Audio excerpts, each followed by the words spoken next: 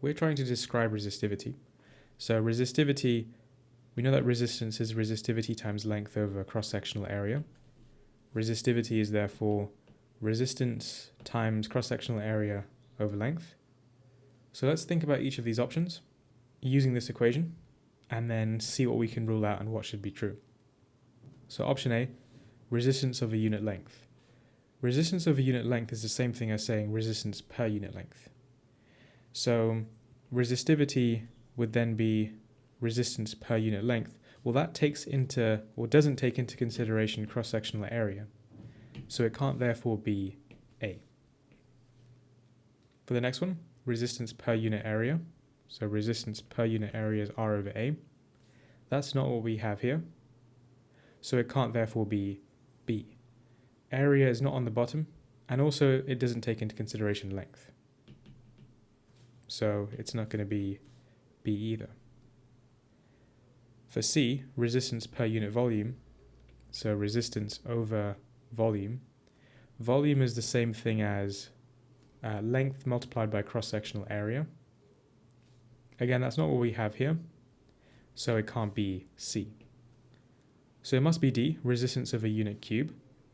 So this is not a definition of resistivity. If you wanted to define resistivity, you would have to do it via the equation. So just basically, you can write down the equation and just define all of the terms. Or you can give a worded definition, so a worded description of the equation, and that would be a way in which you can define resistivity. So here we have a unit cube.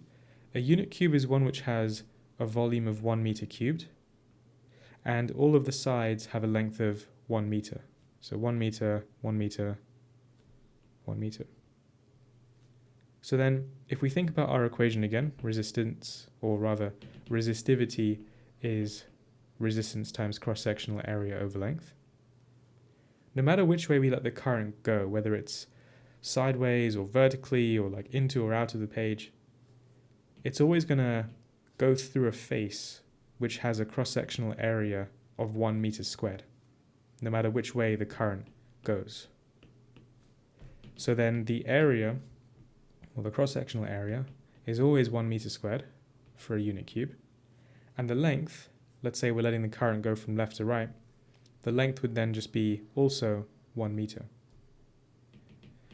So L is also 1. And then if we put 1 and 1 into our equation, we just end up with the resistivity being equal to the resistance. So the resistivity is the resistance of a unit cube.